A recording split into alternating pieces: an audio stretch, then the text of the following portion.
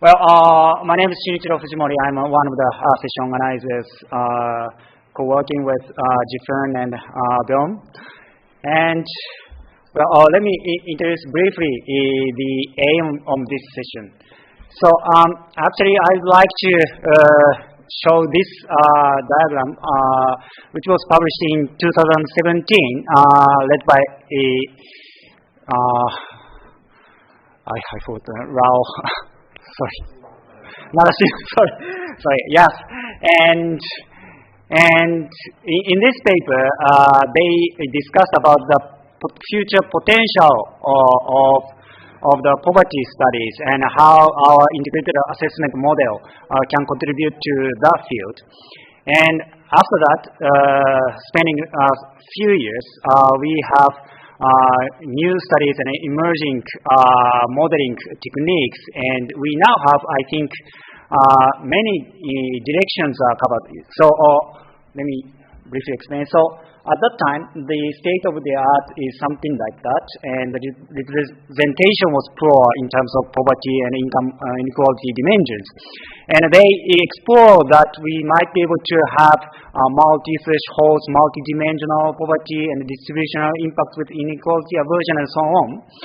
And I would say it's not fully covered by a single model, but looking at several models, studies, and compiling all of them, we could at least, part of each element could be covered fully. And so we now I think we are now standing at the point where we can move forward from these individual studies stations. And as far as I understood from the existing literatures, there are several models that have explicit representation of the poverty and income inequalities. And for example, AIM, we are doing AIM, MBSAGE, GCAM, Message, Remind, and Reach. There may be other models, but sorry, I haven't yet covered it. Though, they somehow represent the poverty dimensions as well as to better understand the interaction with climate change mitigation. They try to make, for example, the channels between energy prices and poverty, or food prices, poverty, and so on. And the consequences would be unknown. But some studies say climate change mitigation could make an adverse effect on poverty. And we might better to think about the more inclusive policy framework to consider more on the income inequality and poverty. Well, so that's what I talked already, and some studies said carbon tax revenue could have a large potential to fulfill the existing gaps, and some studies says multidimensional poverty needs to be considered, not only focusing on income side, but other indicators may need to be considered fully.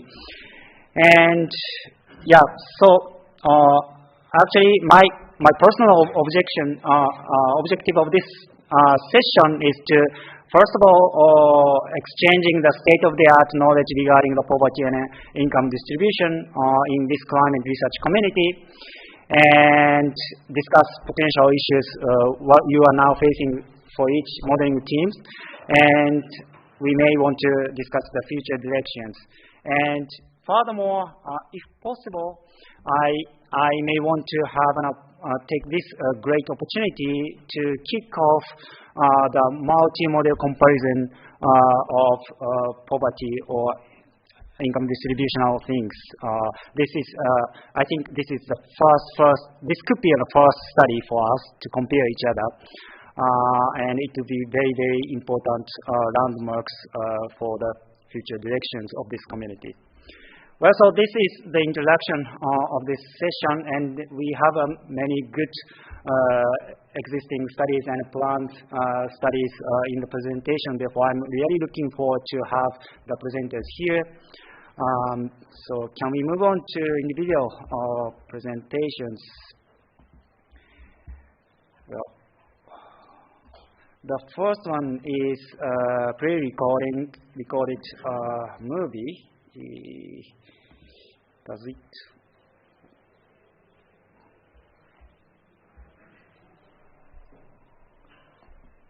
Does it work?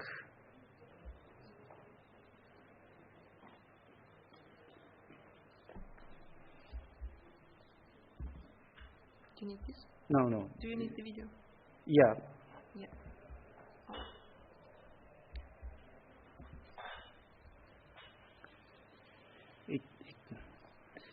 It doesn't work.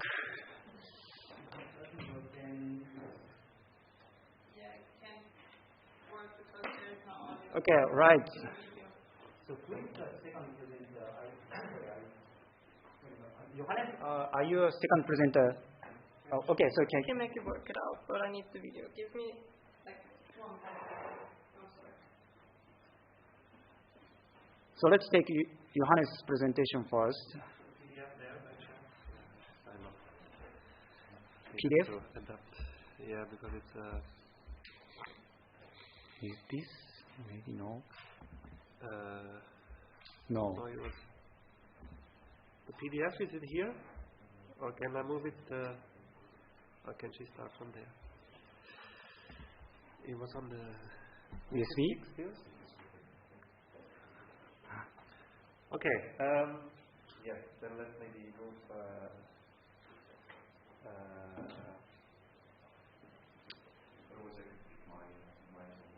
Everyone, I am Bramka, researcher from Delta Race and the World Bank. Yeah, fine. This is a video. Please.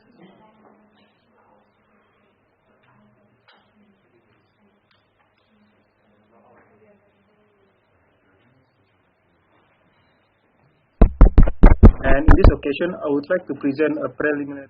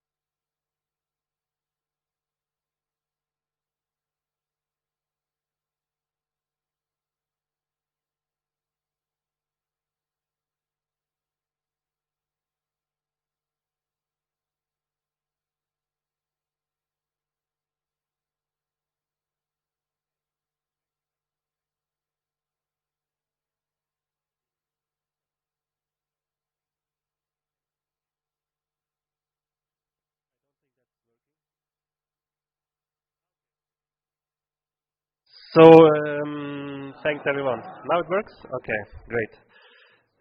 So what is the timing? Just to have an idea. I mean, just that we're taking time, 5, 7, 10 minutes. Yeah, maybe you can give me a heads up.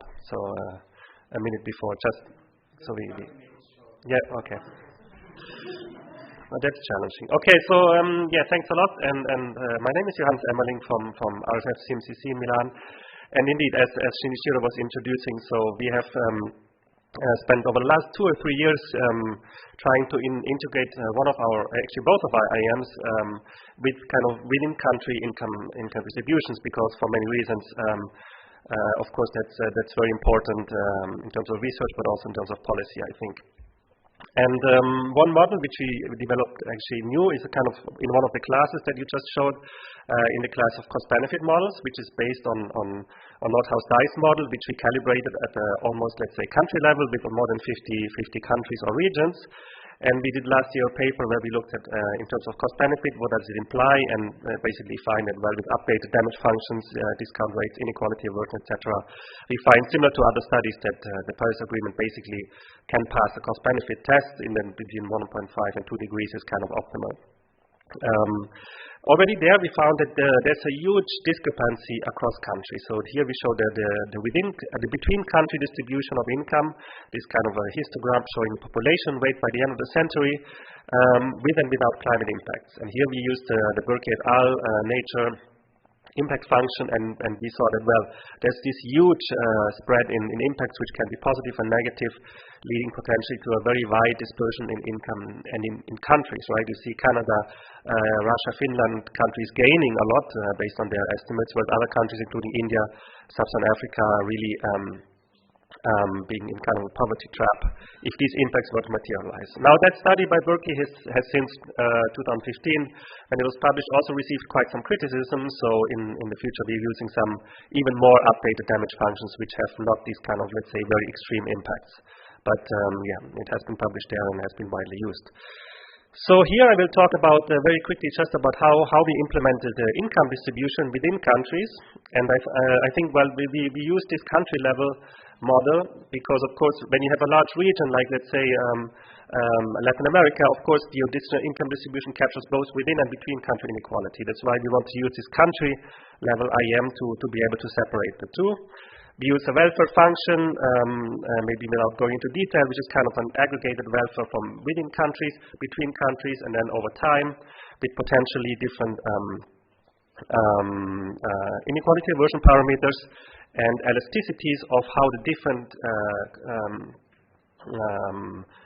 factors affect income within countries. So this being carbon tax incidence, especially energy expenditures, but also climate impacts and the redistribution of carbon tax revenues and mitigation costs. So basically all by different, let's say, elasticities or empirically estimate elasticity functions that link these to the within-country distribution.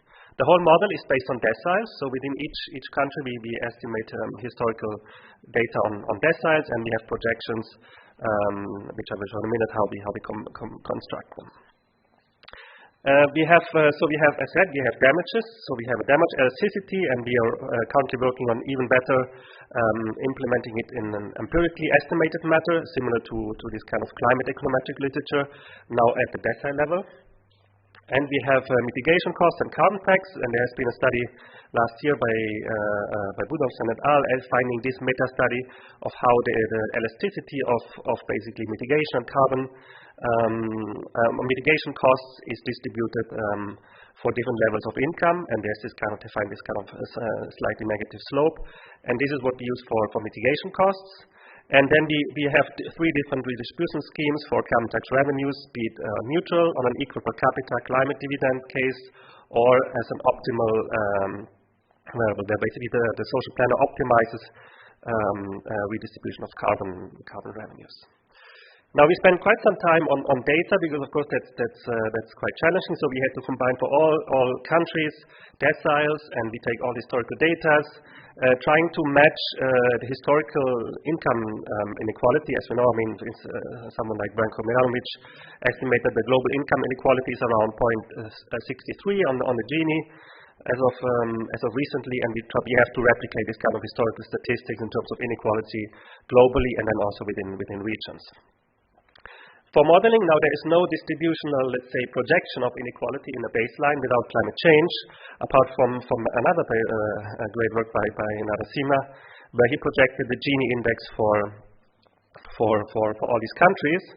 And we had to combine historical deciles with the Gini projection to obtain kind of a Gini projection that reasonably well represents the future in a baseline of different SSPs. Now, why did we use deciles and not, let's say, a parametric assumption? So we tried both actually, and here you see basically in today's inequality across all deciles in the whole world, where we combine it, where we kind of do a hindsight exercise starting in 1961, seeing if we project the deciles based on a log normal distribution, which you see here in red, or based on the deciles where we basically keep the historical deciles, and we have this fit that I just showed before of how deciles change, matching always the historical Gini. And we see that this seems to work a bit better in the sense of the fit of how we can replicate the evolvement of the inequality distribution over time. Now I will show some preliminary results, but as you were saying also, that is quite ongoing, so there's a couple of plots, but for the sake of time, maybe just move to 2 or 3 plots at the very end. At the very end, we can basically look at the income distribution at the whole global level. That's what we model, and here you see basically on the left the inequality in the different SSPs, and we can now decompose it in between and within country inequality.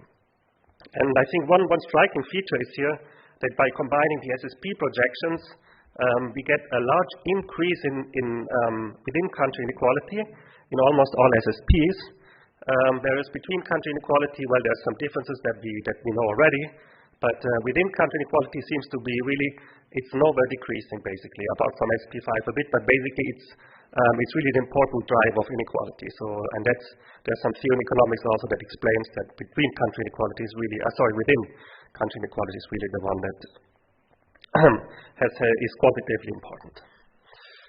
So how does this now link in when we run the model and we run carbon tax scenarios, baseline scenarios? How does inequality change by carbon policy? That's of course what we're interested in. And here, as saying just a snapshot, here we have a $30 carbon tax, so that's kind of, let's say, 2-degree scenarios. And here we look at 2050, and here you see the different incidence according to deciles in regions. So basically the box plot shows the range across countries or regions, and how the different aggregates affect the deciles.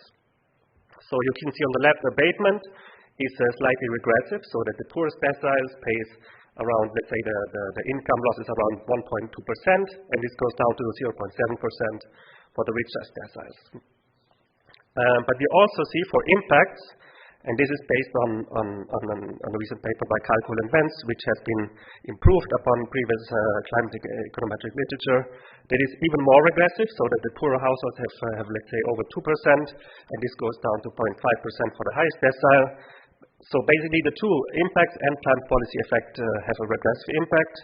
And then when you allow for net transfers, here we have the equal per capita redistribution. We have this huge benefit on especially the poorest 2 deciles of 5 to even 20% of their income, because they have, of course, very low baseline income. And here, this equal per capita kind of climate dividend can make a difference. And we get a total picture of, which is a bit of U-shaped, how the incidence looks like. And so in terms of global Gini, yes, the impact is not 0. It goes up to, let's say, 3 to 5 points of difference between different scenarios. As saying, so climate policy typically is regressive, but when you add it with impacts, you basically reduce this regressive impact because you improve on reduced impacts. And maybe just to finish here, to be on time, we can then look at the distribution of costs according to population and deciles, and in terms of money and people. So for instance, typically this is your standard policy cost graph where you would say, okay, by 2050, this $30 carbon tax leads to an economic loss of 0.6%. In the $100 carbon tax, the lower graph, whereas in the long run, 2100, you have an economic gain because you're basically now better than without impacts. This is because you avoid the relative important climate change impacts. And now when we can compute this figure and decompose it by country and by decile, and we can see that these losses are of course not equally distributed. So even, and this depends very much on your distribution scheme, so especially with optimal redistribution, we can have huge gains for the lowest decile because they get overcompensated by the losses through the redistribution. And we can then even look at people. So instead of looking how much is lost in terms of GDP, we can look at people. So who is better off, the poor or the rich in which countries? And we see that basically already a $30 carbon tax is preferable for over 50% of the people in 2050. Only with optimal redistribution, basically everyone pays the redistribution to the poor. So in this case, it might not be, let's say, majority proposed. And in the long run, however, almost everyone apart from the very rich decile in cold countries gain by having a carbon tax compared to no climate policy.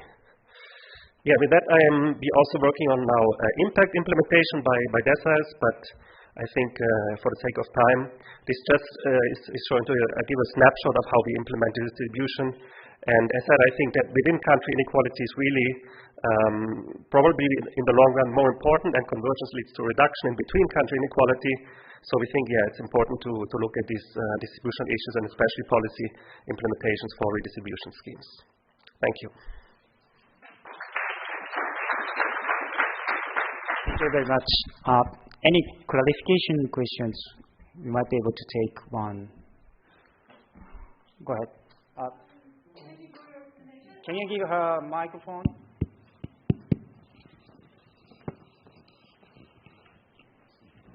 Thanks for this presentations. I have two quick questions. The first one is rice is has this advantage on like the bargaining among countries, and they kind of take a nice equilibrium when countries can bargaining between each other. Do you consider that feature in your model? And the second one is like as a cost benefit model, countries can act towards the future damage, and how do you consider? I'm quite interested in those impacts results. Thanks. Yeah, I mean, so here we just looked at the kind of 2-degree climate policy. So we prescribed the mitigation pathway. We also run optimal scenarios where we then take into account, as you said, the cost benefits by countries, and also take into account the bargaining potentially in the Nash solution.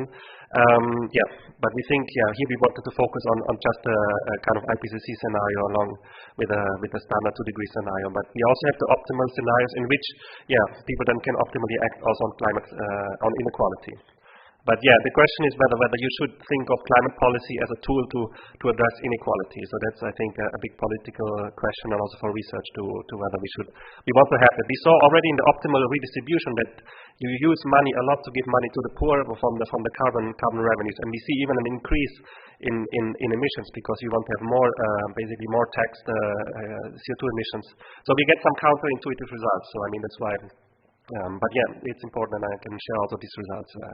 Happy to answer. Thanks. Okay, thank you. We could discuss maybe after our presentations in detail. Right, so let's move on to the next presenters. Nicholas? Okay, so let's go to the video.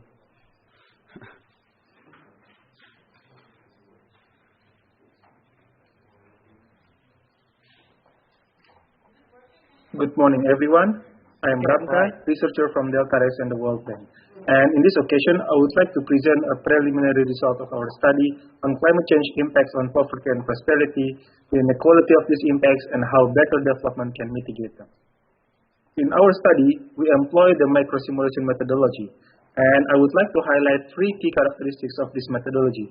First, we are simulating climate change impacts at the micro level or at the household level instead of at the macro or economy level. Second, we take into account thousands of socioeconomic change scenarios by simulating how these representative households would evolve in the future. And third, we applied an integrated assessment by taking into account 5 different climate impact channels, which I will explain later in my presentation. So our methodology begins with a representative household survey in 86 countries in the world. And this is how a representative household survey looks like. It contains information about how many people living in each household and what are the composition of these household members.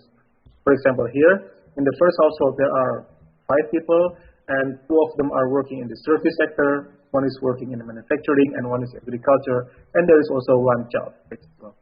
And an important characteristic of a household survey is that it contains information about the representativeness of that household in the country.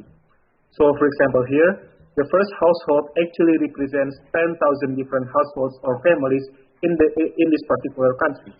And of course, it contains all other information such as the household's income, the household expenditure, etc. And the first step of our modeling methodology is simulating how these households would change in 2050. And we call this baseline socioeconomic change scenarios. We take into account two sources of socioeconomic uncertainties. The first one is from the SSPs. We take into account information about population growth, age structure, number of people who are educated, etc. But in addition to that, we also consider all other socioeconomic factors that are not included in the SSP, such as how many people would work in agriculture, manufacturing, or service, and then what is the productivity growth of these different sectors, and whether there is redistribution in the country. So this is how a baseline scenario looks like. In this example, for instance, the demographic follows SSP4, and then there are approximately 24% working in agriculture, 29% working in manufacture, and around 60% of the people are employed in the future. But of course, another baseline scenario could also look like this, which is quite a different picture than what we see before. Because we do not know for sure in which way a country would evolve or would develop, we take into account 1,000 different baseline scenarios for each country. So again, the scenario is a macro scenario at an economy level, at the country level, and then we propagate the changes at the country level to the household level by first adjusting the household weight, and second, increasing the household's income. As an example here, the first household in the current situation represents 10,000 different households, but in the future, because, for instance, there are more people, there are higher number of people working in the service sector, this particular household represents 15,000 different families in the country. And the household's income has also increased from 10 to 30. And in the second stage of our simulation, we plug in climate change impacts to the household's income. We consider 5 different ways climate change could impact household income. First, we take into account the increase in food prices because the world is getting warmer, so it is more difficult to produce food, which means there would be an increase in food prices. And this would lead to a reduction in the available household income. The second channel is specific to the agriculture sector, where we take into account the decreasing productivity of the agriculture sector, which means a decrease in the income of households who work in the agriculture sector. Third, we also consider the reduction of labor productivity for people who work outside. And of course, the share of people who work outside differs per country and also per sector. And then fourth, we consider how natural disasters could intensify in the future and how this intensification would influence the household's income. And last but not least, we consider the increasing prevalence of several diseases such as malaria, diarrhea, and also child stunting. And for these 5 impact channels, we consider 2 different scenarios. Instead of looking at the specific warming like 1.5 or 2 degrees, we just assume that we consider a high climate impact scenarios or low climate impact scenarios. And again, we propagate these 5 channels at the household level by reducing the household's income. So, for example, here the first household, because some of them are working outside, which means that they will be influenced by the labor productivity channel, and their income would be reduced from 30 to 28. So this is our methodology in a nutshell. We start with the present condition based on the harmonized household survey, and then we simulate the changes of these households in 2050 using the baseline scenarios. And then for each baseline scenario, we plug in the climate change impact through the 5 different channels. And then we recalculate different macro indicators such as number of people in poverty, the income of the bottom 40%, inequality, etc. And a big caveat here, our analysis covers not the entire world, but only 86 countries that represent 64% of the poor population globally. So this is how the world in 2050 looks like before climate change impacts. Under the SSP trajectory, there would be around 600 million people living in extreme poverty. And this corresponds to around 50% of the global population. Whereas where we follow the SSP5 pathway, demographic pathway, then there would only be approximately 20 to 30 million people living in extreme poverty, or around just 1 or 2% of the global population. And using our methodology, we could also actually calculate the poverty rate with the different thresholds, such as the $3.2 line or the $5.5 line. And then we plug in the climate impact channels, the 5 different channels, and then we calculate the number of people who are pushed to extreme poverty because they are affected by climate change. And what we see here is that under a high climate impact scenario, there would be more than 50 million people being pushed into poverty, or this corresponds to 1.2% of the global population. Whereas under a low impact scenario, the number is much less, is less than 10 million people, or only around 0.2% of the global population. We also calculated which of the impact channel contributes the most to the poverty impact. And what we found is that the increase in agricultural price or the food prices is the most influential channel. So, for example, here under a high impact scenario, just because of the agricultural price channel, there would be 2% of the global population who are pushed into extreme poverty. And we see that this channel is really dominating, and this is followed by the labor productivity channel, as well as the disaster intensification channel, where each would lead to a 0.5% of the population being pushed to extreme poverty. Next, we calculated the inequality of the impacts to the different people.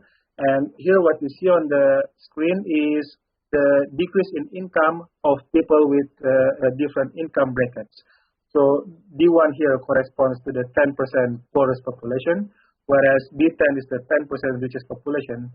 And what you see here is that the 10% poorest population would experience 1.75 to 2% of income loss, whereas the 10% richest population experience only 0.25% of income loss.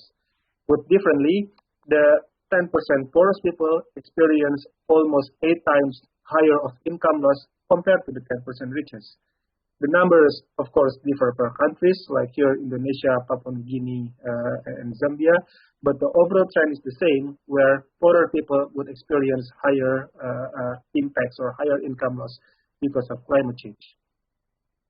And finally, we also evaluate how development or socioeconomic development could mitigate this impact. So what you see on the graph here is a scatter plot across the 1,000 different simulations. And of course, each baseline scenario would lead to different baseline poverty rate. That's what you see on the x-axis. And what you see on the y-axis is the number of people pushed to extreme poverty for that particular baseline scenario. And what we see here is the positive trend, which means that if there are more people in poverty already in the baseline scenario, there would be even more people being pushed to extreme poverty. Whereas if at the beginning there are only few people living in extreme poverty, there would also be few people being pushed to extreme poverty. And this graph really tells us that in order to mitigate poverty impacts, we need to reduce poverty in the baseline scenario through a better socioeconomic development. And then this is a short presentation, but if you would like to read more about our study, then these are some of our past publications, and we expect to publish our latest findings, what I presented just now, in the coming months. So stay tuned for that. Thank you, and thanks and hope to get questions from you.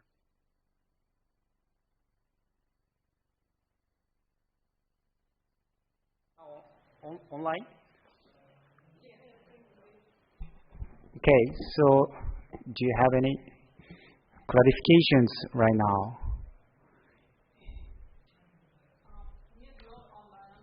Okay, so let's move on. Well, but anyway, for now, there's no urgent question. Therefore, let's move on to the next speakers. Nicholas, are you able to make it?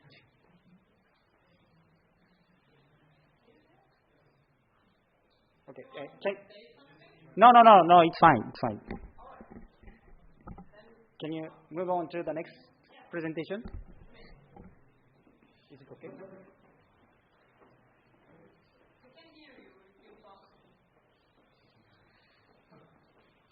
Okay, and do you have his presentation?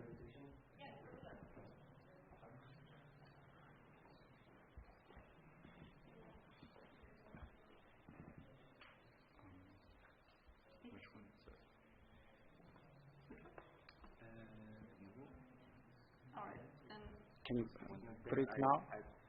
You gave me on it. Yeah. Then, please. You have three. Which one? This one.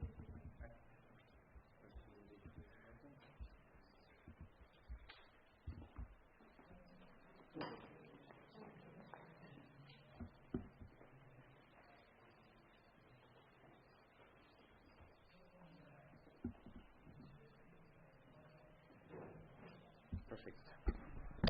Hi, everyone. My name is Nicolas Taconnet. I work at PIC, and this is ongoing work with colleagues at PIC that I'm going to present to you.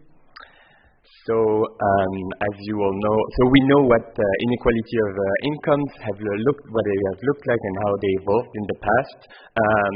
And I guess as scenario producers, what we all wonder is how it's going to evolve in the future, especially when we account for climate change impacts, climate change mitigation, and so on. And can we use our models to quantify that and say something about that? So you have some inequality dimension within the SSP, both qualitative and quantitative, and what we try to do is use our model to quantify these effects of inequality, both between regions and between regions and within regions. So in this work, we try to quantify the effect of climate change policies. We know that climate change policies, especially carbon prices, have heterogeneous impacts on individuals depending on how much they consume energy, what type of energy. And they could be also affected by food prices and so on. But we know that the effects are more regressive in general in high-income countries, on the one hand, and on the other hand, carbon pricing generates revenues which can be used to compensate some of the regressive effect. So what we came up with, we tried to develop a framework to endogenize these effects within an integrated assessment model, so the REMIND model, and study the resulting inequality in the different emission pathways. So I will show you the comparison between the baseline case and various carbon budgets. So what's important to note, compared to other presentations maybe, is that our focus here is really on income or consumption inequality, not other types of inequality, and I'm glad that some other people cover these aspects. And also we only focus on mitigation, so we don't account for the fact that climate change impacts also affect the distribution. So the method or the framework that we came up with is where we look at how the future distribution of income is affected by climate policies. So to do that, we start from the baseline Gini that has been produced by based on the model by Rao et al., which projects within the framework of the SSPs based on education, GDP, public spending, and so on, the inequality within region. And what we assume is that we take this in the baseline case. We assume that the distribution of consumption is log normal and then can be affected, and we come up with some analytics to show how it's affected by various channels. So the growth channel, the fact that climate policies can reduce GDP, so then this can shift the distribution of consumption in one or the other direction. Another channel is increases in energy expenditure. So if energy prices get higher, this also can affect different people in the distribution, and we have some analytics to quantify this effect. And also the third channel that we account for is the tax revenue. So the fact that when you price carbon, of course, you generate revenues, and then depending on how these revenues are distributed, this can affect the distribution. And the good point is that so it's all endogenized in the integrated assessment model, and yeah, these effects are actually we're able to estimate the magnitude of these effects within an IAM, because we know they tell us for energy prices, the revenues that would be generated by a carbon type, and so on.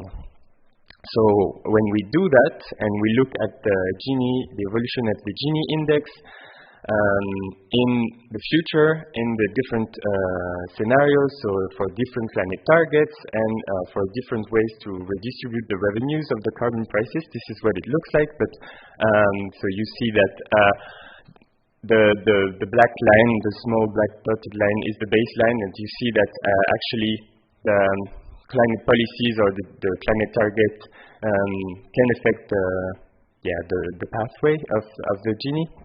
But maybe I can show you comment more on this graph, which shows the change in Gini compared to the baseline in the different regions for different climate targets and different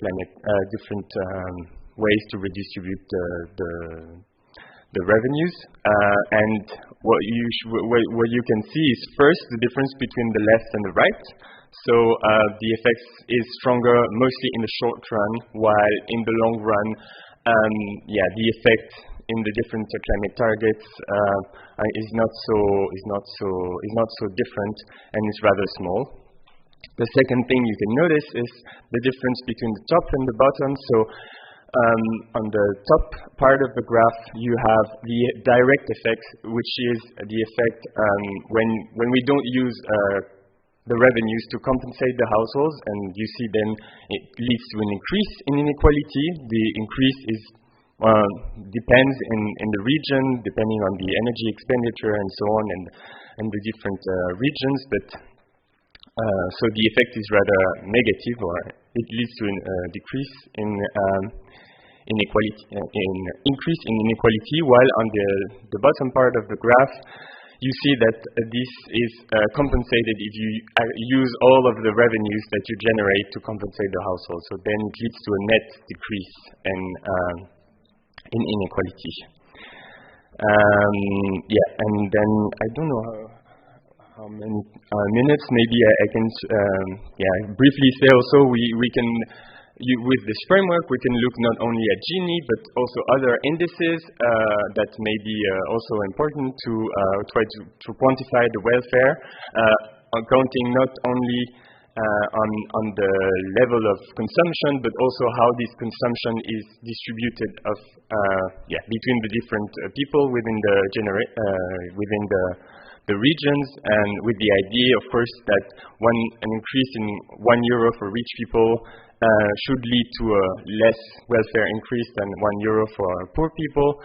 So we also look at the equivalent consumption, which is a measure of welfare, which is the consumption level that would lead to the same welfare if we were equally distributed.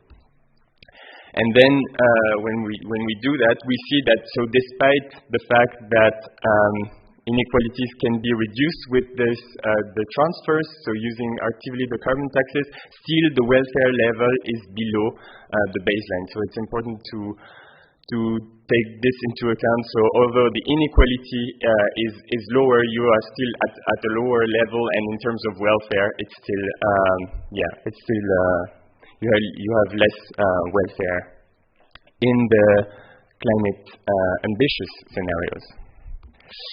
So to conclude, we try to develop a method to assess kind of the implicit changes in inequality that are implied in our scenarios, and we show that the effect is mostly strong in the short run. The induced energy expenditure increases inequality, in particular in high-income region, and the more ambitious the target, the greater the gap to the baseline. But if we use revenues, then we can fully offset the increase. But if we look at other indices of welfare, then it's not always the case. And to conclude, and maybe open up with some questions for this discussion. So here, of course, we only look at income, but yeah, we could also think about other dimension of welfare that we might be missing. For instance, if health is improved because we phase out coal or other stuff, it can also have an effect on welfare. Also, another things that came up in discussions with stakeholders last week during our project was that if we only look at income, we are also missing some hardship cases caused by climate policy. So if income is not always a good predictor of who will be affected by climate policies, and then we could be missing some horizontal equity issues. And to go a bit beyond what we do, I think we could look a bit more at the sectoral level, because here we see energy expenditure as a whole, while you have differences in the different sectors in the way they affect poor and rich. Yeah. So thanks.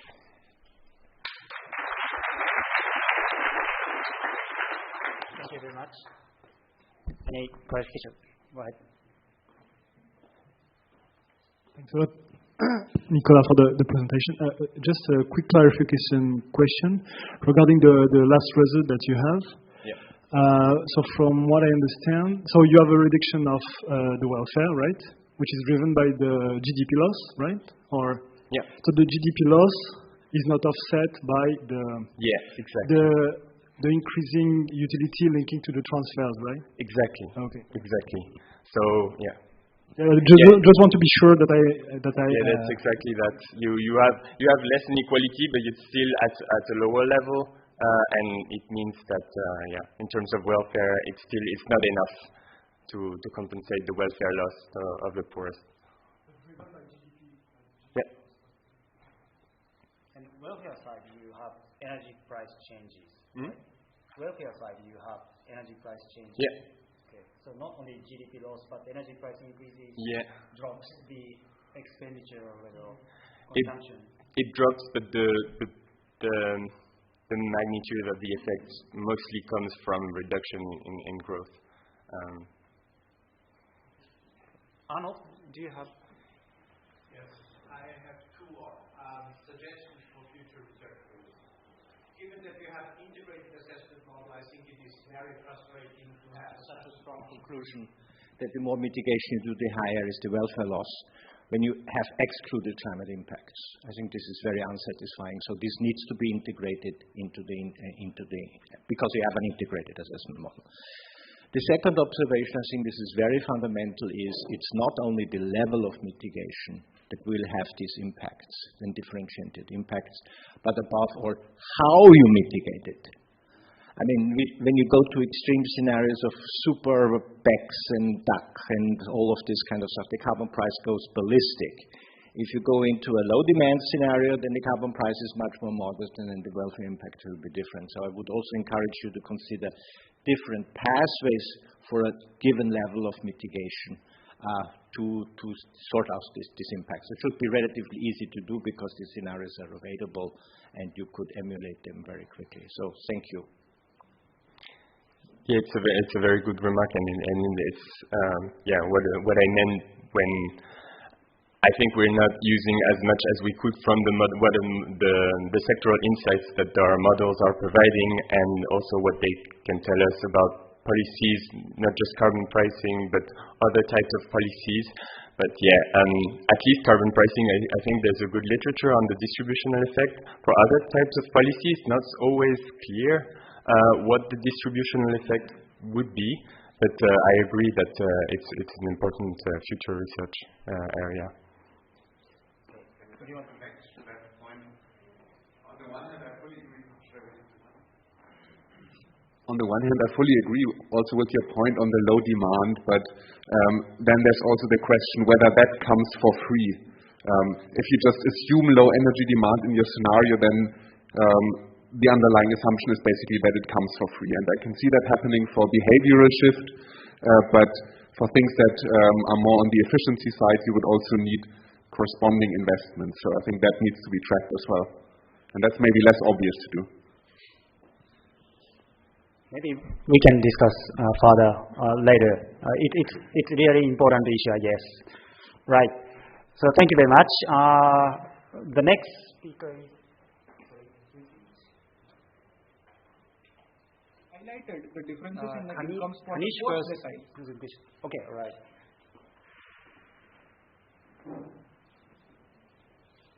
Consumption pathways, especially for those lower deciles.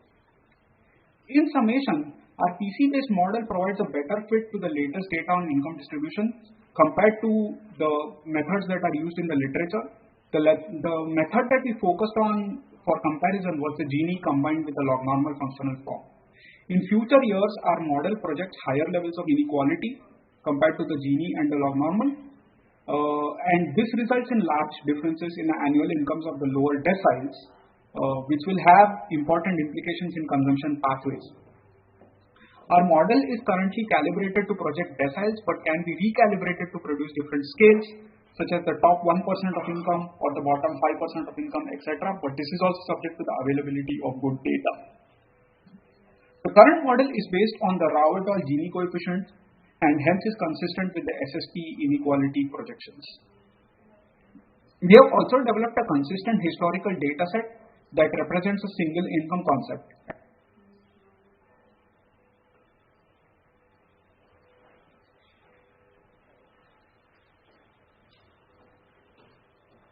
At the Pacific Northwest National Lab. Here, we introduce a new data science-based approach to represent and project income distributions across countries. So let's jump right into it. Projections of income distributions and income inequality have generally been limited to the projections of variables such as the Gini coefficient. Most recently, Rao et al. Produced a very useful set of projections of the Gini coefficient for all 5 SSP pathways. As an example, if we compare the cumulative share of people within a country or a region from the lowest to the highest of incomes with the cumulative share of income these people earn, we can draw a Lorenz curve as seen in the diagram here. The Gini coefficient is calculated as the area between the line of equality in the diagram and the Lorenz curve. The Gini coefficient ranges from a value of 0 to 1, where a value of 0 indicates perfect equality and a value of 1 indicates perfect inequality. When projections have been developed for distinct income groups, such as deciles, quantiles, percentiles, or any other scale, as opposed to the Gini coefficient, there have been certain methods that have been used in the literature. The most prominent of these methods is using the Gini coefficient along with an assumption of a log normal distribution of income within countries or regions. Other approaches include using a micro simulation approach, which projects characteristics of hundreds or even thousands of household types, and a combination of these approaches, which we can classify as a hybrid approach. As mentioned, the most prominent method in the literature uses the Gini coefficient in combination with the log normal functional form.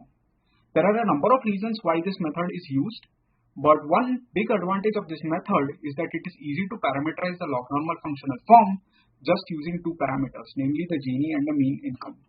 For example, here I show a reconstruction of the log normal distribution of income in India for the year 2010 using those parameters.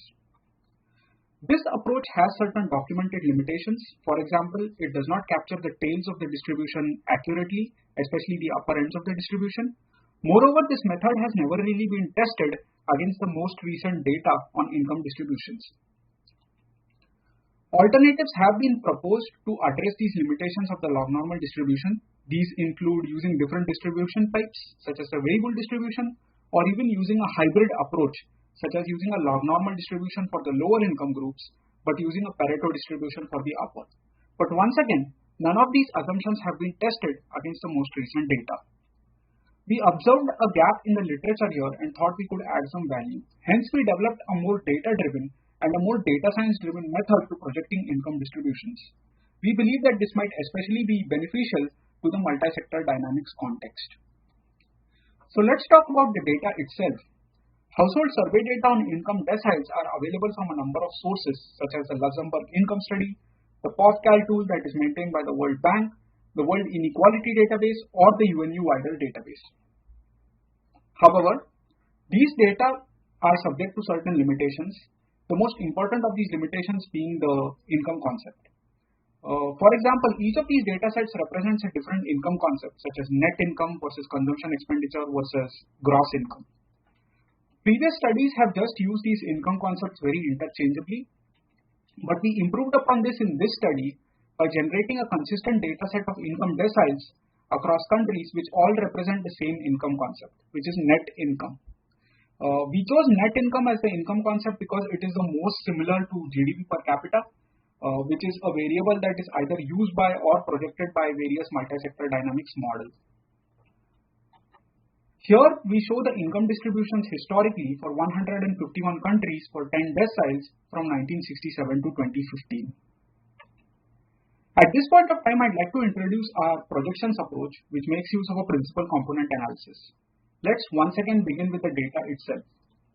Once again, I show the income distributions for all of the countries here historically, where each line represents an income distribution in one country in 1 year. We ran a principal component analysis on this dataset. The principal component analysis provided us two 10-point functional forms which can be used to explain all of the variation in the data. Not all, but most of the variation in the data. For example, the first function here explains 84% of the variation in the data, and the second function explains an additional 14%. These 10-point functional forms are called principal components. We can use these principal components to generate coefficients, which are nothing but time series. Here we show coefficients A and B, which correspond to principal component 1 and 2, just for the US over time. The advantage of this approach is that we have reduced our problem from having to predict 10 separate variables or deciles to just predicting 2 coefficients. Once we project these 2 coefficients, we can essentially just multiply them by our principal components to reconstruct the income distribution. Here, as an example, I show a reconstruction of an income distribution for the US in the year 2010. So to summarize our projections approach, we first project the coefficient of principal component 1, which we call A. We found through analysis that this particular coefficient shares a very strong correlation with the Gini coefficient historically across all regions.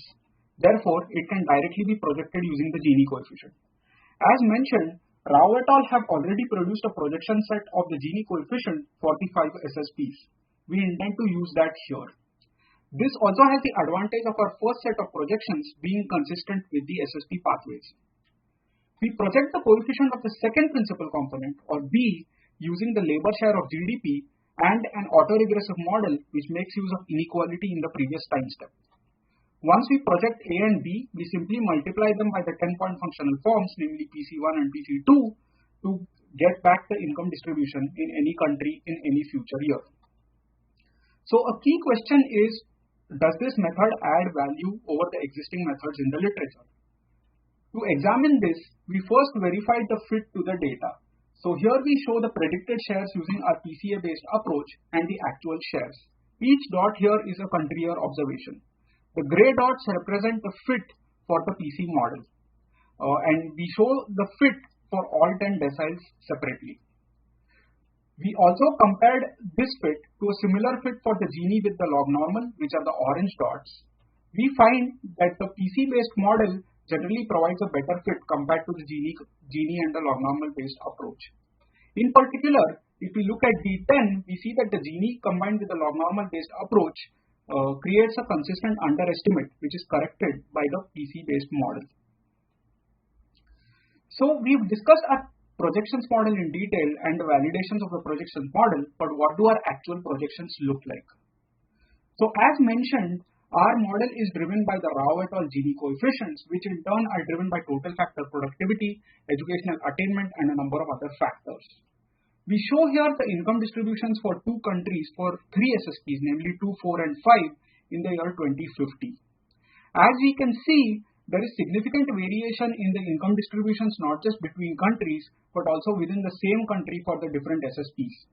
The pathways of these income distributions correspond to the Rao et al. Gini coefficients. For example, the Rao et al. Gini coefficient for India for SSP4 is particularly high, and this is reflected by our income distribution outcome in the year 2050.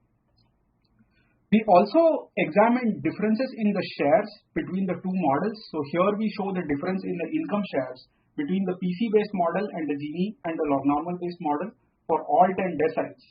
We show the differences just for 1 year, 2050, for one SSP across all countries. It is important to note here that both these methods use the same Gini coefficient, yet the outcomes are so different. The PC-based model generally projects higher levels of inequality. This is especially apparent when looking at the difference in the D10 shares. An important point to note here is that the dots are also colored by normalized income so as to sort them from the lowest income to the highest income within that same SSP. Similarly, if we were to look at the differences in the decile level annual income, we find that the outcomes are flipped in the sense that we see much bigger differences for the lower deciles here with the higher levels of inequality. So on this plot, I have highlighted the differences in the incomes for the first decile, which is generally made up of the poorest people in any given country. This has important implications for consumption pathways, especially for those lower deciles. In summation, our PC-based model provides a better fit to the latest data on income distribution compared to the methods that are used in the literature. The method that we focused on for comparison was the Gini combined with the log normal functional form. In future years, our model projects higher levels of inequality compared to the Gini and the log normal, and this results in large differences in the annual incomes of the lower deciles, which will have important implications in consumption pathways. Our model is currently calibrated to project deciles but can be recalibrated to produce different scales, such as the top 1% of income or the bottom 5% of income, etc. But this is also subject to the availability of good data. The current model is based on the Rao et al. Gini coefficient and hence is consistent with the SSP inequality projections. We have also developed a consistent historical data set that represents a single income concept, and we intend to make this available to the community. Our first paper related to this project is currently in prep and will hopefully be published soon. One last point I'd like to add is that even though I could not make it to this presentation, Brian and Claudia are in attendance and you can direct questions at them in addition to me, obviously, to preserve some amount of in-person interaction. Thank you so much.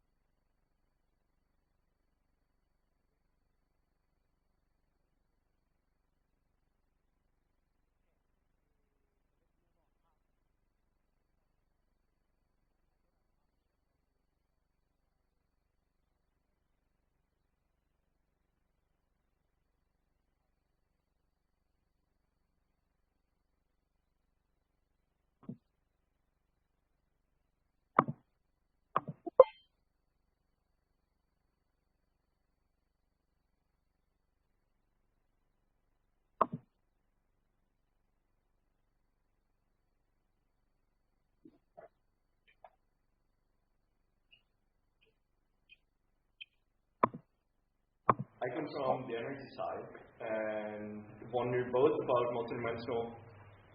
I think it's okay. Yeah, of course. Okay. Wonder both about multidimensional poverty, multidimensional inequality, and about connecting this to the integrated assessment world. So what I'll present today is, it's a bit of a framework still. It's very much in development, and I'm hoping to have lots of conversations with everyone here on whether it makes sense and what you think of it. So a framework for trying to quantify a decent life in scenarios, basically. This is the old presentation. I'll change it, sorry.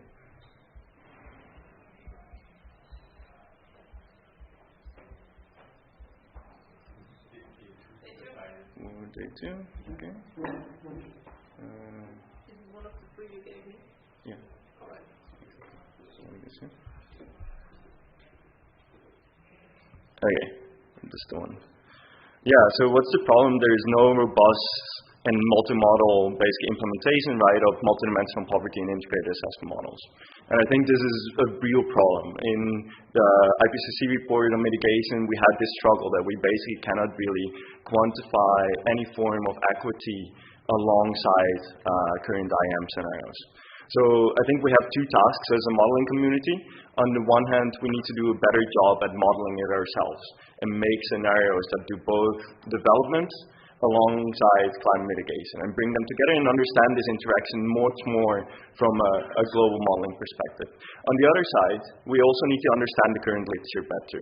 We need to understand what the current models and the current scenarios imply about distributions, about multidimensional inequality. And today I'll try to talk a bit about that part, with energy as a crucial link basically both to emissions and development. So obviously we know that there's large international inequality. This is both on the affluent side but also on the basic side. And if you take a certain scenario right now and you take both the baseline scenario and mitigation scenario, this is from message, and then you downscale it with statistical tools to the country level, you see part of what the issue is in our current scenarios. So in black, you see a hypothetical energy need for different countries. You have USA, which is basically much higher. It doesn't matter whether it's mitigation or baseline, it's still way above the need. But for instance, for countries like Kenya, Ethiopia, even going out to 2060, right? I mean, there is, compared to this energy need, hardly a projected change. And there are some exceptional scenarios, right? But how can we quantify how big this problem is and then eventually move beyond it? So starting to think about global scenarios, because there is a certain amount of energy headroom in a global scenario. So if you look at the top line, a baseline SP2, and within final energy consumption globally, even within a 1.5 compatible pathway, some of these pathways still flatline their final energy consumption. To meet decent living standards, the total energy that is required to provide a decent life, and I'll go into what that is a bit later, you only need about 150 or 160 exajoules per year, so less than half of what we're projecting globally in these scenarios. So it means that there is perhaps room to make scenarios that also project a more positive future. I'm showing it here for SP2. SP1 obviously is a bit better, but SP1 also definitely does not meet all of the development goals, not even close on some aspects. So there's this global headroom, so we need to start thinking about both international inequality and within country inequality. But how do we do this? So first, trying to start from a concept, basically a bottom-up concept of what is a decent life. We looked at the material conditions for achieving basic human well-being, so focusing on the capacity to achieve, having enough material energy. So this is measurable, this is modelable, and perhaps also policy relevant, right? If you start from a bottom-up perspective, a basket of needs.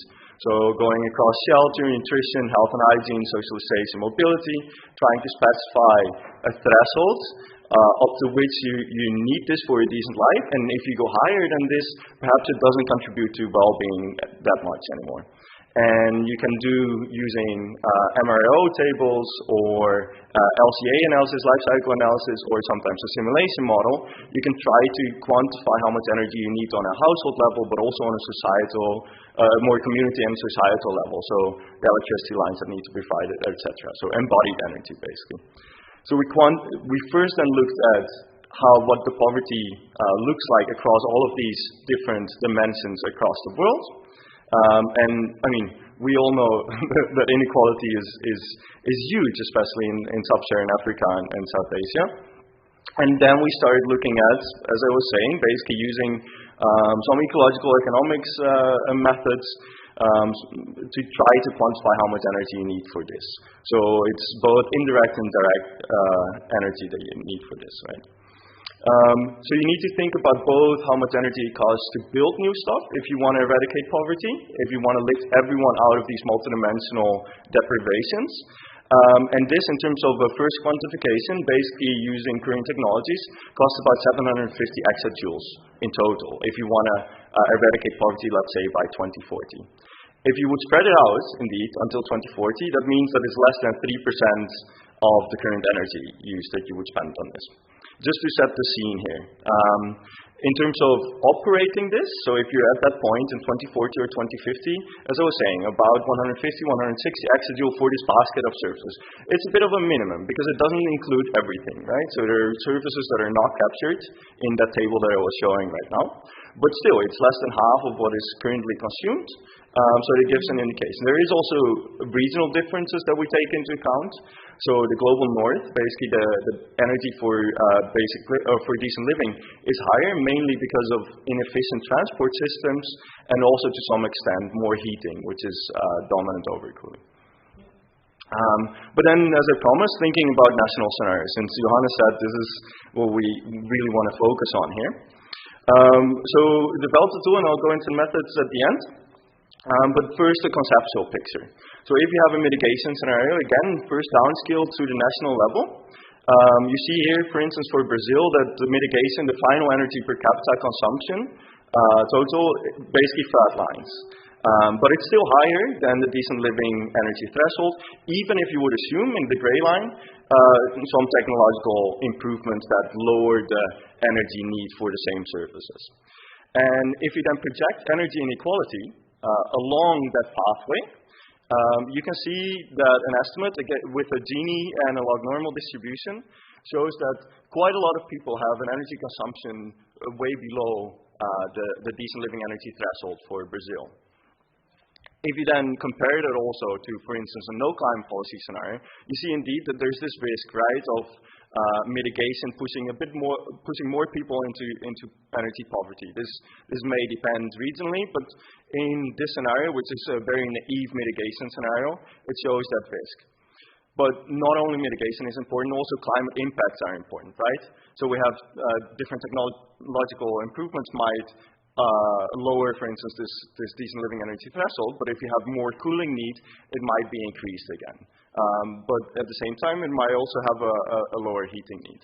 So these parts you probably also want to take into account. And we can do this obviously for different countries. I'm now focusing only on total final energy, but we're trying to do this on at least 3 sectoral levels, so industry, transportation, and buildings. And the picture looks quite different for different countries, as you'd imagine. So Kenya, South Africa has huge inequalities. Ethiopia, United Kingdom looks a bit better, but assuming that the tails are on the bottom and not fully incorrect, also a suggestion that there are people living below this energy threshold, which I think makes some sense. USA is actually off the chart. It's much higher. And coming back to Brazil, coming back to starting to think about how we could solve this, right, in our scenarios. Because what we're worried about is this part. What we're worried about is moving this part up. But how to do that, obviously there are different ways to do it, right? You could think of adding 10 gigajoules, let's say, to everyone, also the top, or you could, which then shift everyone up a bit. So that's the second one. If you would add something only to the mean, if you focus on the mean, but still have the same distribution, that's in the third one. Basically still lots of people below, because affecting the mean basically disproportionately gives more to those who are already consuming more. Or if you would take constantly a bit of the top consumption and lift the bottom up, then you would have a picture that looks on the right. So it's a question of both growth and redistribution in a sense. So as I said, the methods basically just tries to bring together IEM pathways, then downscaling this final energy. So I'm not going fully into it, but happy to talk more. On this side, we basically have the projection of energy and energy needs, which uses IEM pathways, downscaling, differences in mapping, because on the one side it's a use perspective, right, an end use perspective. On the other side, from your IEM, you might have a supply side perspective, and you need to map these two. You need to think about how to change from final energy to useful energy to link services with the data that we have from bottom up. So that's on the side of the energy projections. On the other side, you need to do energy inequality projections. For this, we assume right now an income inequality-driven change in energy inequality. So we start from the Gini pathways that were discussed already. We then start from IO tables as a starting point in energy inequality. And we use a theoretical global relationship from a 2021 paper that then translates changes in the Gini in income to changes in the Gini in sectoral energy changes. So the income elasticity of transport use, for instance, is higher than for heating. And that way we project then the Gini of final energy for 3 different sectoral levels and can get basically how many people are below a certain threshold or not. So for the discussion, I hope that this helps us to start thinking about and model going beyond just income by using multidimensional bottom-up indicators, potentially allowing for more direct policies both on the mitigation and development side. It could help steering in the scenario development and hopefully perhaps also be useful for a model into comparison because everyone has these energy variables. And I'm very much looking forward to also some ideas that you might have on validating these methods. Thank you so much.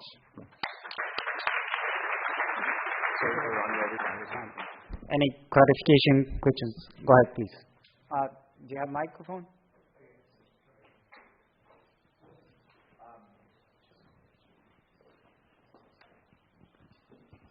Thank you for an interesting conversation. I'm curious about the distribution of what a decent living is across countries. Certainly, there was a different line for different countries. Would there also be a distribution within the country? For example, in the United States, we have dense areas, we have rural areas that are less dense. I would imagine that would affect that. Thanks.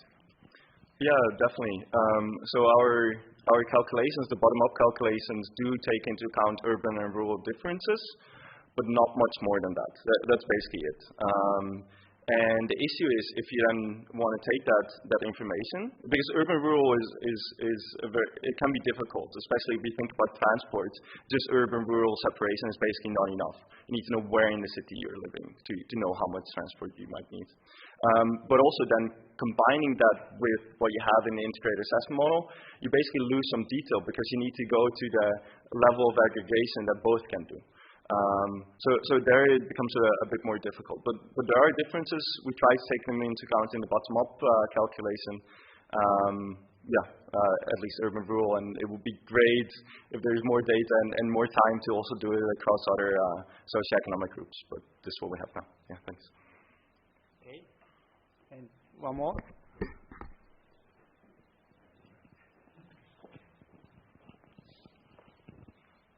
Yeah, this is Stefan Pauluk from the University of Freiburg in Germany. Thank you, Jammo. This is really interesting framework. I definitely will dive deeper into it.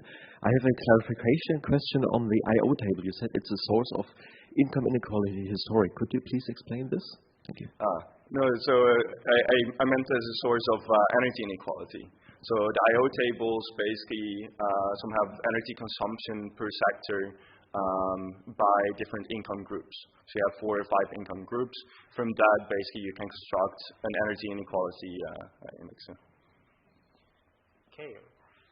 Right. So thank you again. And so let's move on to the final presentation, which is video, I guess.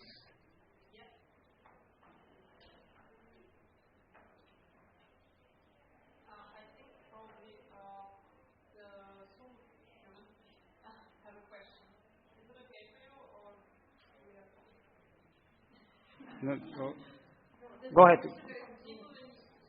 Oh, really? Oh, yeah, okay, all right. Let's take if you need it.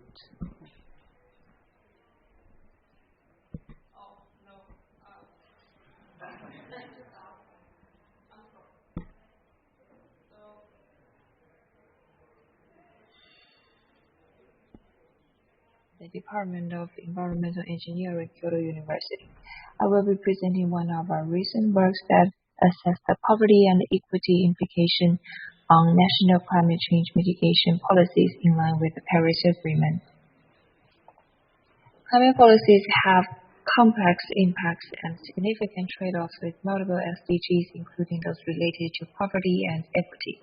A recent study found that the 1.5-degree goal could push an additional 50 million people into poverty globally in 2050. They exacerbate energy poverty through a combination of high energy prices, low incomes, and poor energy efficiencies prevent certain populations from satisfying their energy service. They can cause huge welfare loss per household, especially for the lower income populations. But the distributional effects, in fact, vary among countries. For example, in China, climate policies represented by carbon pricing are found to widen the urban and rural income gap and have regressive effects among provinces. And the distributional effects vary among regions shown by some sub-national studies. In this research, we try to quantify the impacts of climate policies on poverty and their distributional effects at the household level. Our assessment is featured with a Chinese national specific context, a flexible demand system, which is an implicitly directly additive demand system to decide the household expenditure. And we looked at different aspects of the issue of poverty and income equality, including the poverty headcount, which is defined by the $3.2 per capita per day threshold, relative poverty, which is defined by the income level lower than 40% of the national median income, and distributional effects through the equivalence variation. Our work is established on the Asia-Pacific integrated assessment framework. We developed and improved a poverty, household, and the income distribution model that gave the income distribution and the budget allocation in household. So first, national climate policies are simulated in a recursive dynamic CGE model, where a carbon price is implemented on all greenhouse gas emissions as the driver of climate policies to achieve the given emission budget. This will lead to a series of changes in the energy system, in the investment and resource allocation, as well as the income and commodity prices. Then the income and the price shock given by the CGE are then input into the FINE model. On the income side, we assume a normal income distribution among the household. The standard deviation comes from the Gini efficient projection in SF22, and the shock of climate change policies on the income side is assumed to be an average income loss in the same proportion as the GDP loss. Then we derived the income segment and see how the budgets are allocated among 12 consumer goods. The income segment is homogeneous in our simulation because the household make decisions based only on their income and the national parameters. The national parameters are calibrated based on the household budget surveys from the Eurostat Global Consumption Database and Chinese Family Panel Study in the T-step process. First, there is the global calibration where the observations are the national average level of household expenditure. We minimize the discrepancy between estimations and observations and derive the set of global parameters and the income elasticity. Next, there is the national calibration where the household expenditure by decile or quintiles are input observations, and discrepancy minimization is carried out on both the expenditures and the income elasticities. Our scenarios are based on national GDP and population projections with other SF22 narratives and follow the emission trajectories derived from a series of global and national scenario studies. The NDC scenario it shows the updated NDC and the carbon neutrality commitment, and its cumulative emission or the emission budget is in between the higher and the lower 2-degree scenarios. And then let's look at the results. climate policies could add to more than 2 million poverty headcount in 2030, but poverty can be considered eliminated in all scenarios in 2050. Relative poverty deteriorated greatly due to the stringent climate policies, and the NDC scenario could have more serious long-term effects of equity by adding more than 7 million people to relative poverty in 2050.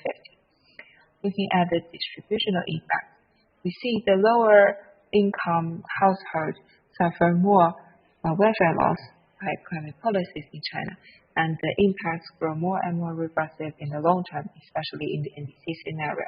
And if we look at the price effect alone, there is an obvious shift from neutral to regressive effects by the price changes.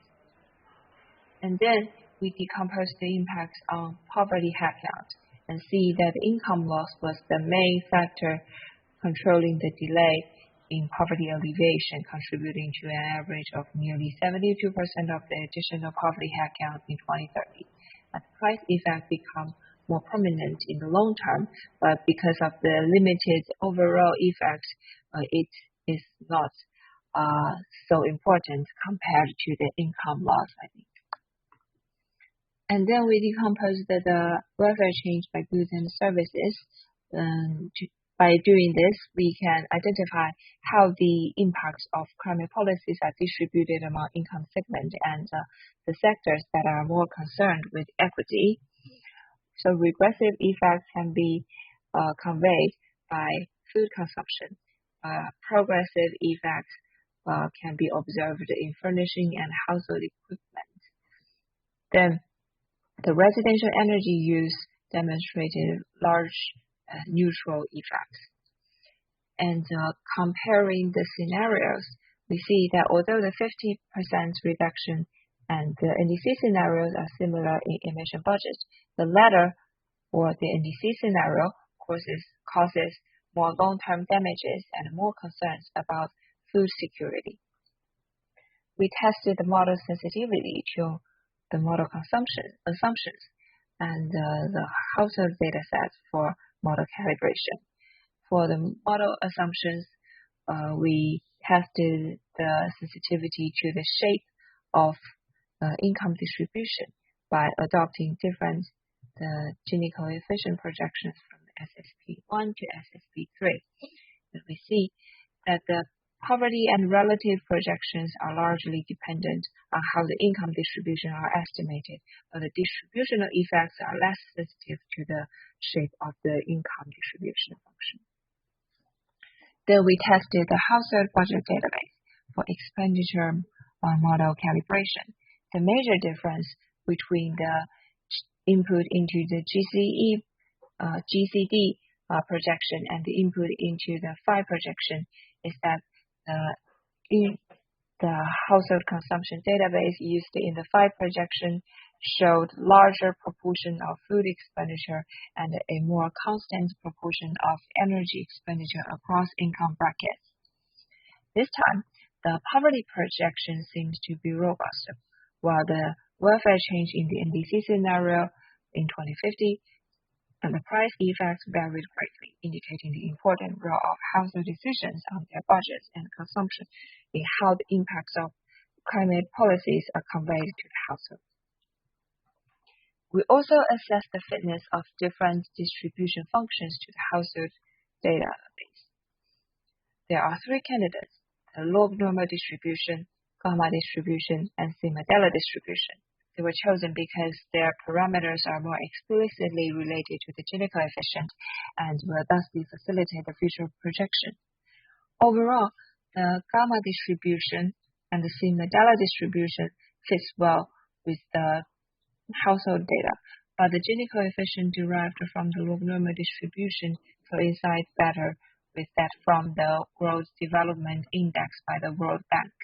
It is not surprising because the World Bank performed the analysis based on the log normal distribution, and we adopted the same assumption for the sake of the Gini coefficient assumption in our model, but we certainly want to pursue further efforts on the income projection. Finally, Here are the key takeaways from our study. Stringent climate targets will not greatly hinder poverty alleviation in China, especially in the NDC scenario. The poverty headcount remains small due to the overall income growth before 2030. And lower income households suffer more from climate policies overall. Food, energy, goods, and household equipment are key to the distribution of the impacts, and we seek to extend the household heterogeneity to other social groups or across generations, and to establish the feedbacks on the climate scenarios from the household consumption, because it could be critical for the demand side management. And also we want to seek efforts in facilitating the assessment of countermeasures such as subsidy policies. And lastly, based on our sensitivity analysis, we call for more careful choice of the data and model assumptions, and a more deliberate design of the projections and scenarios. Finally, this is the reference information, and this would be all of my presentation today. Thank you very much for your patience.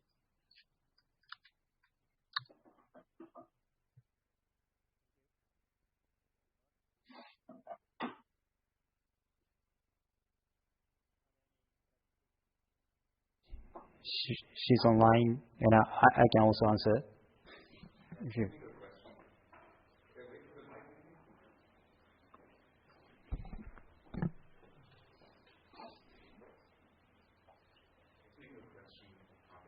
Presentation, first of all. So I understood that you calibrate the expenditure model with household data. Do the shares then change with socioeconomic development, or are the shares fixed? Is Shia Zhao able to answer? I'm sorry. I missed the former part of this question, so could you say that again? I'm sorry. Yeah. Can you hear me now with the mic? Yeah. Okay, great. Yeah. Yeah, thanks for the great presentation. I was just wondering about the expenditure shares used in your model. So they're estimated from the household surveys, but then I would expect that they change with socioeconomic development. Is that accounted for? Well, that is not accounted for in the current model. And so for the future projections, the household preference basically takes after the historical reference. Well, the parameters are fixed, but the income elasticities are changed along with the functional form. Therefore, the budget shares are changing over time. Yeah. Okay.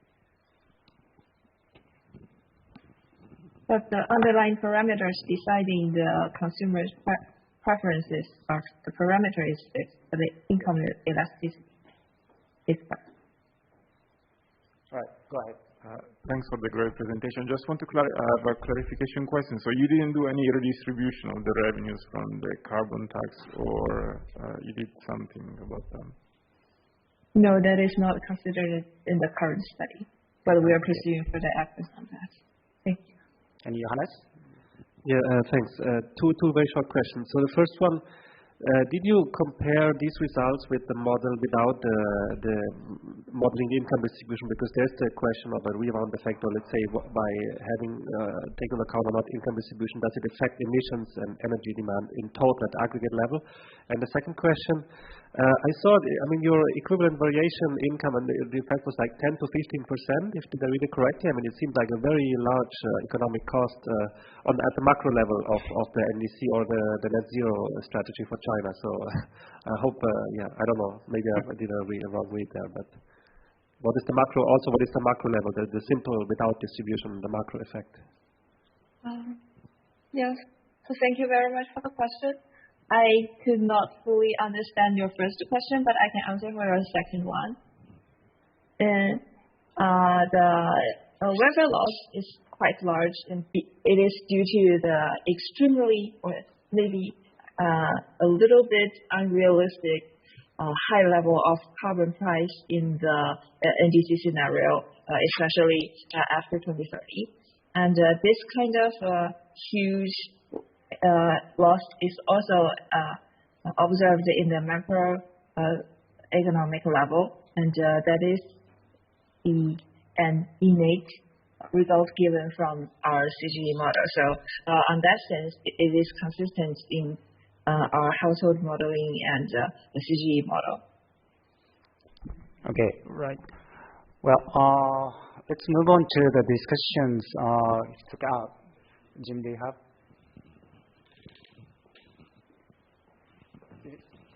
Specific question to this presentation? Specific. It was a general. I was getting in very quickly. Okay, so presenters, are you able to come here and maybe we can move on to the general discussions right now?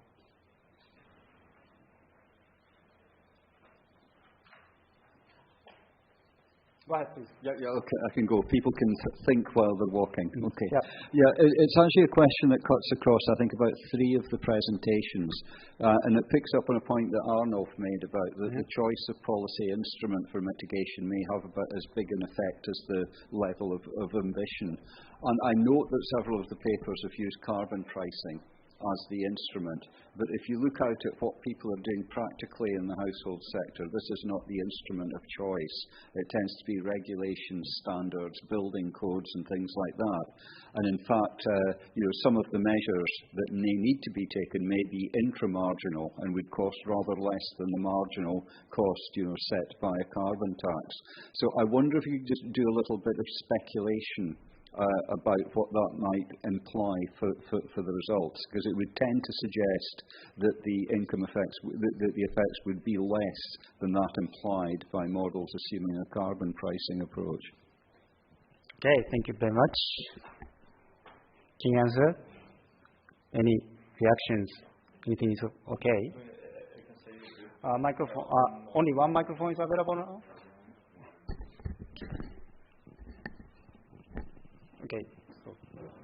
Or you can stand here. I mean, I say a few words, but then I'll hand over to the carbon pricing people. But I think that's to some extent what I wanted to try to avoid, right? So see if you, to some extent, exogenously, from a bottom-up perspective, try to build this in, right?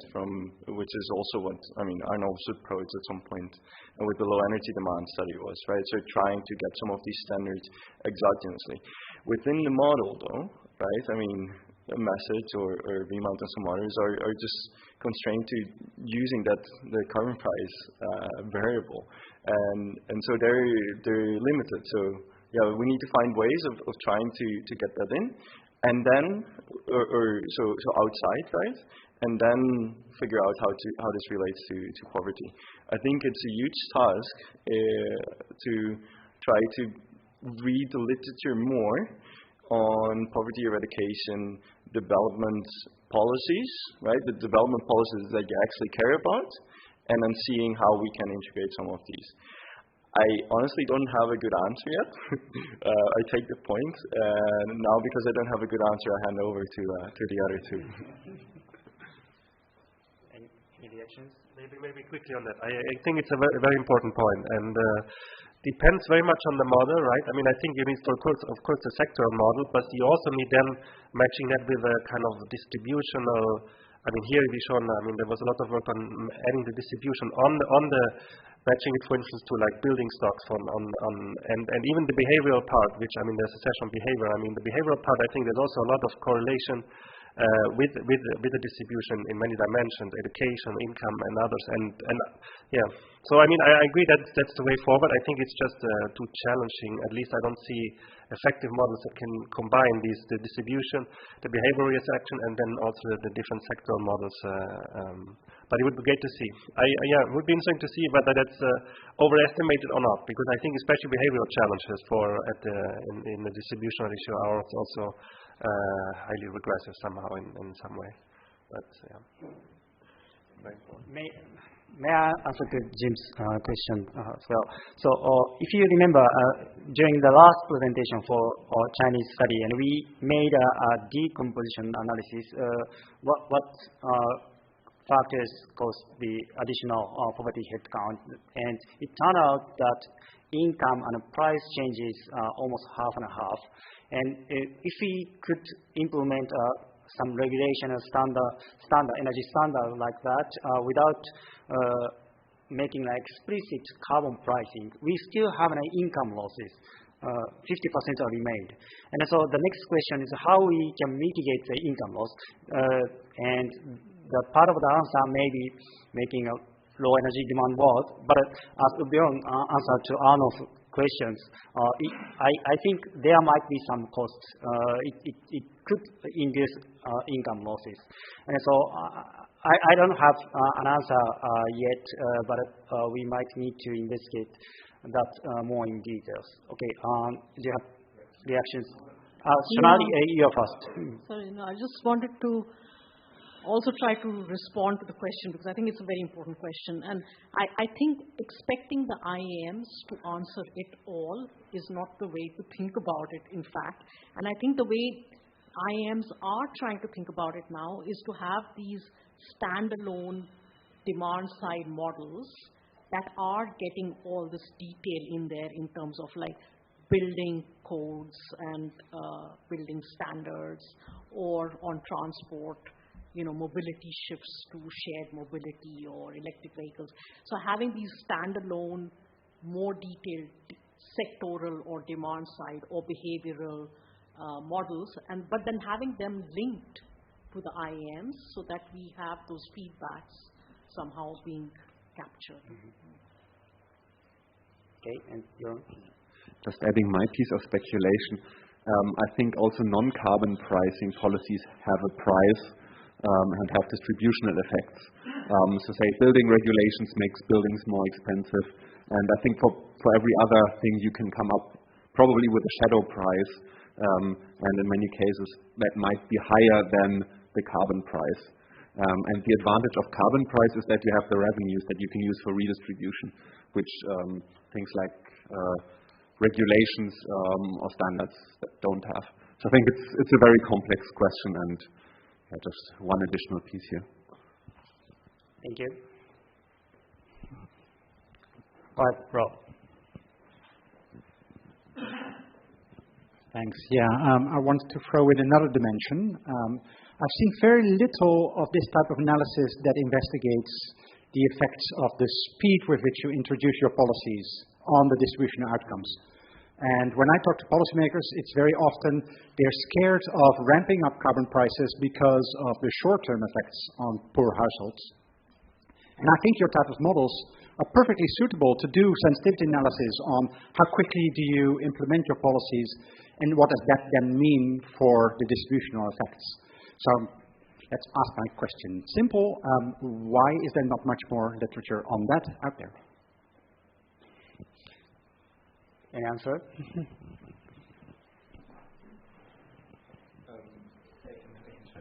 Yeah. So why might not be the perfect person again to answer this, because I've only started my PhD 2 years ago, and this is actually on the plans. So, but don't expect it the coming year. But if we're thinking about improving decent living standards and modeling them, one part that I think needs to be crucial in that is indeed talking about timelines, right? Talking about timeline, 2030 SDG agenda, but then you already think the model might not even be able to push this, right? So let alone that the distributional effects might be hard. So there, like being able to switch that, I fully agree. Why it's not, I don't know, but one of the presentations showed quite nicely, I think, this short and long run difference in the price effect. So I think that's already one aspect of starting to look at it. So I thought that was quite interesting. Gladly hand over to others again, but in the future. Yeah, it's a very good point because I think we have the tools to look at different maybe price trajectories and the benefits. I don't have a clear answer whether that speaks to a rather what trajectory would lead to better outcomes. In the dynamics also many things occur. For instance, so when you think about distributional effects of, for instance, energy prices, in poor countries, they are relatively low. So it could be a good thing to price carbon now, because then, as they develop, maybe then you will see the same regressivity occurring, and then it would be more difficult to implement carbon price later when the structure of energy expenditure changes. So I think, for poor countries, for more developed countries, I don't know in which direction, but it's a good suggestion. We could look at different trajectories.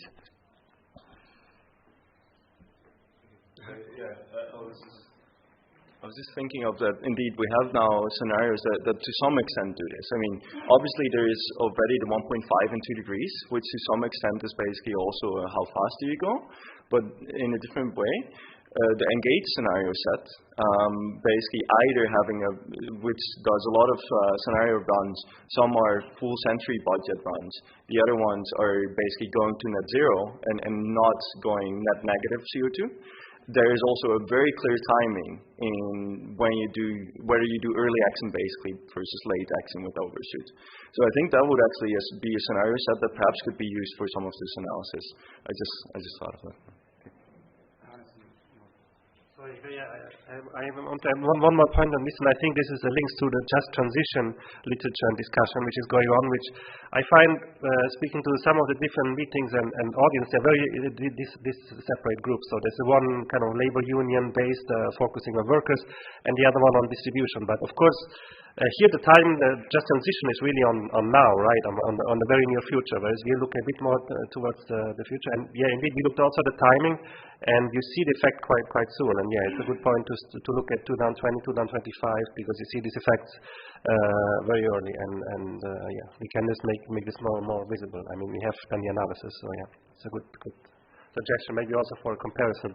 I think this might be a good sensitivity actually. I think this is a good suggestion for us how to make our scenario protocol to compare each other.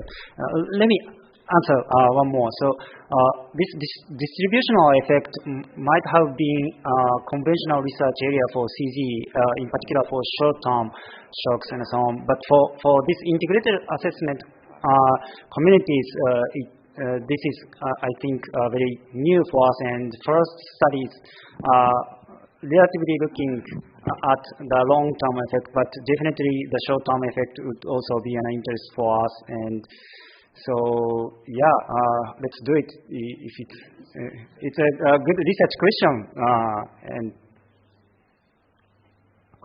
We're 30 minutes past the end of the session, so as to not keep everyone here who wants to get lunch, now if you're hungry, time to do so. Don't hesitate to get food. But if you want to keep continuing this discussion, please continue to do so amongst yourselves. Well, we can continue the discussions. We started a little bit late.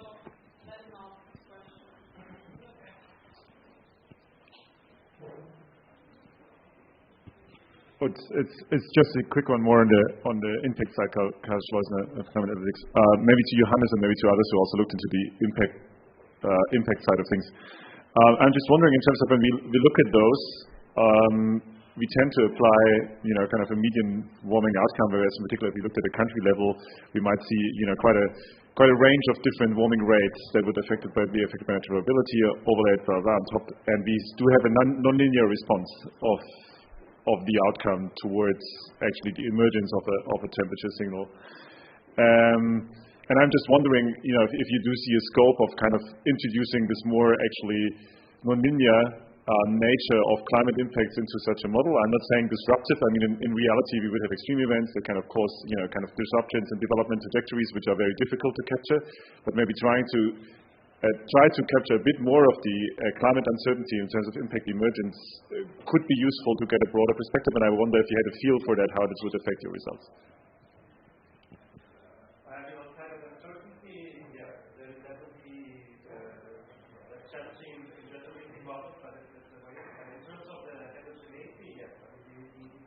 That's why country level temperature is included in the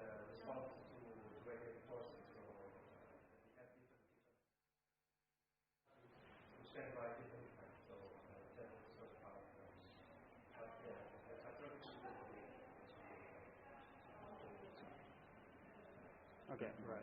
Sure. So on this particular question about the speed of ramping up carbon price, I think there is also a larger context, right? In the sense that this is another kind of fiscal policy, and we don't see really countries playing around with their tax rates or anything like that, right? There's an intuitive reason for it, that we don't want to shock the economy.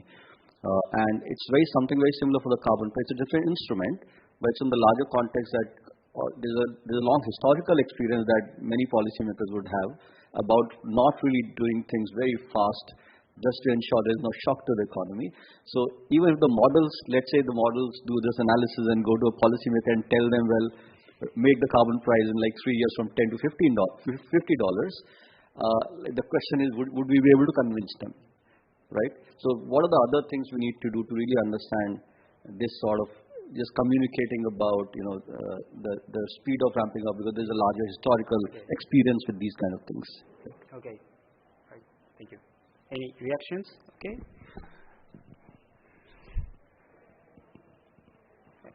Misha, do you want to say something? Okay. All right. Yeah.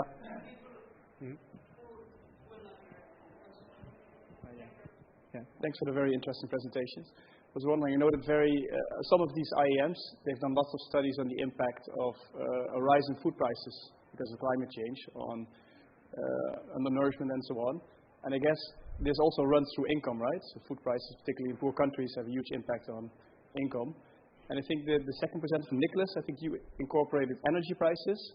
But I guess my general question is, do you also take into account the impact of rising food prices on income and poverty in your models? Can you answer here? So in the result that I show, I don't. There was a previous study that was done by John, maybe he can explain a bit more, where because here we're trying to really endogenize the effects in the model, and if we also have the land use model, it gets very complicated. So maybe in the future we will have that, but as a first step, we only focused on energy, and indeed you have a very large effect coming from food prices, especially. So in developing countries, energy is not so the effect of energy prices is not so regressive, but effects on food prices on the other hand are, and I'm not. There is some work on this, but it's not fully integrated yet.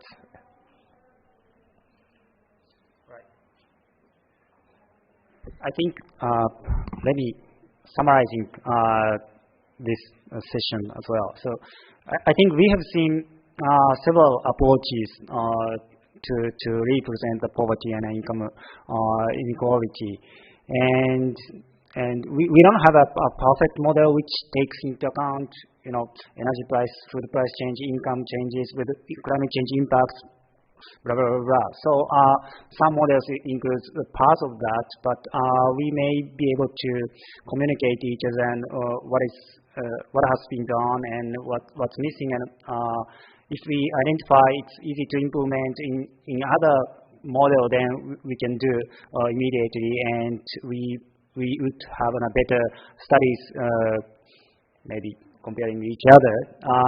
And so I think this session was really great to converse it among us, and I'm now feeling very positive to have further steps from now on, and so I'm trying to make a summary of this session and may want to reach you out later to make the step forward.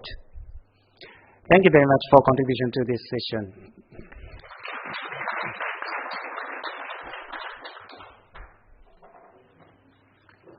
Okay. Thank you. Thank you. Thank you very much.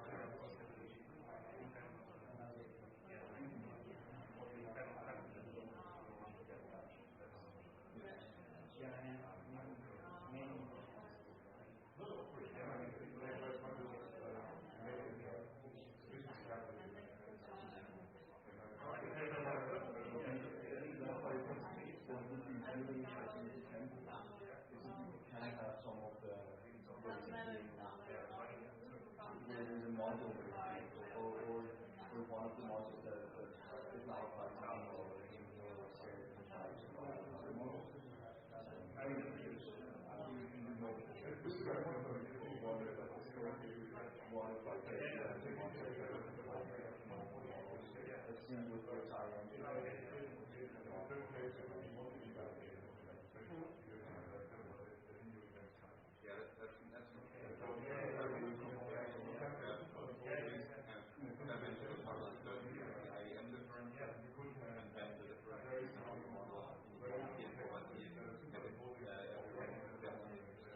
But there was model that when you somehow compare the two and you can't separate them.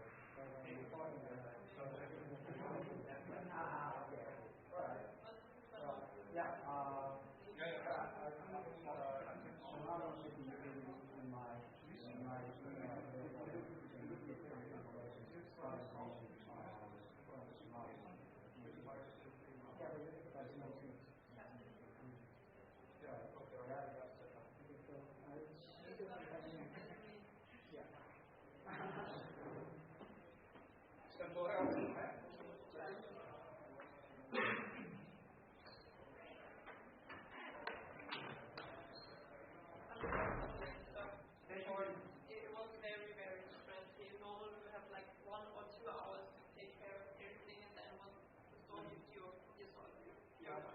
But it was okay. At least, online was working. And on the first time we had like no tone. I don't know the words in English. We had mostly it was working quite well. So I really appreciate your treatment here. Yeah, it did work. It worked. Well, not that well. I know we can do it better. But understanding the situation and mostly the function was okay, no problem at all.